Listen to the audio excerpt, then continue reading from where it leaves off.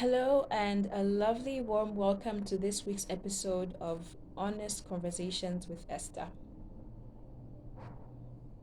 So, today we'll be continuing on the subject of low self esteem. This is the third episode in this series. In the first episode, we talked about what it feels like to have low self esteem. And in the second episode, we talked about some of the signs and symptoms of low self esteem.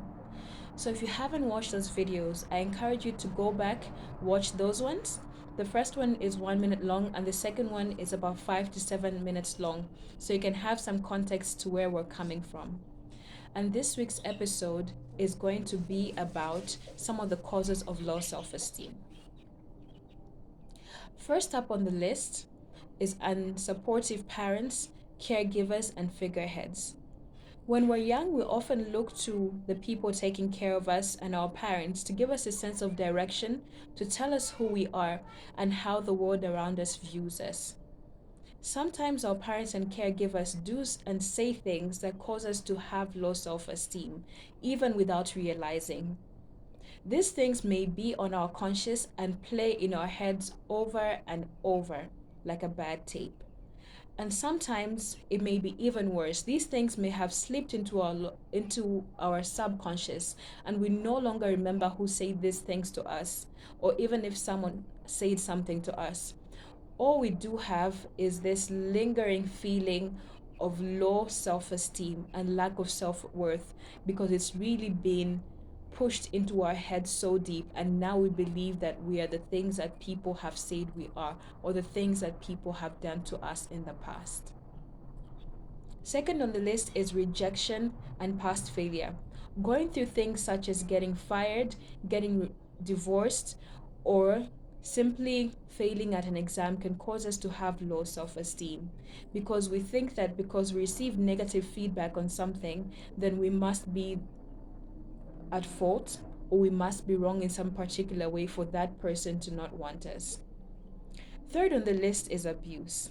One of the worst things that abuse does to people, whether it's sexual abuse, whether it's physical abuse or verbal abuse, is that it often doesn't cause the victim to doubt the abuser. It causes the victim to doubt themselves, because we think, if this person treats me this way, why did they choose me and not that other person? There must be something wrong with me. Fourth on the list is mental health and other medical conditions, such as chronic illnesses like HIV. Because of the way society stigmatizes people who have certain medical conditions, people going through these medical conditions often have low self esteem. It's really horrible, and people suffer in silence. So it's important to educate ourselves on these conditions and really enlighten themselves that people are not their mental illness and they're not their HIV status, and that regardless of the mental condition someone is going through, we still have the responsibility of treating them as a person of dignity. Fifth of the list is unrealistic expectations and the burdens that society's standards place on us. Often people are expected to have it all together financially, expected to be married by 30, and this places a lot of pressure on people who don't meet those standards by that age. I ask myself, who gave someone the audacity to tell me that if I'm not married by 30, then there's something wrong with me? Or if I don't have all my money together and I'm still living with my parents by 30, then obviously I'm failing. Such things really put a lot of unnecessary pressure on people. Last on the list is systematic derogation through practices such as racism and the caste system that derogate people and treat them less based on their skin color, their financial standing, or family that they're born into.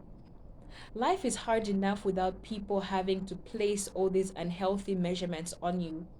So I think that it is our responsibility as people to make sure that we act in ways that are responsible, and we treat people in ways that are kind and gentle, because you never know how far your treatment goes to in making a person feel bad. So these are the causes that I had of low self-esteem. I encourage you to come in the comment section below if you're confident enough or even use an alias if you're not confident enough, and talk about some of the causes of low self esteem, some of the things that you have gone through in life that have caused you to have low self esteem, and even how you've gotten over it, because you never know how far to go in helping another person. Really, the purpose of this episode and this channel is to get people to live fuller lives. And if your comments can do that, please go ahead. So, this was all that I had for you in this episode. Don't forget to like, share, comment, and subscribe. And I'll join you in the next episode. Thank you for opening up, thank you for sharing, and thank you for viewing this video. And don't forget to season your words with kindness this week. Thank you, and see you in the next episode.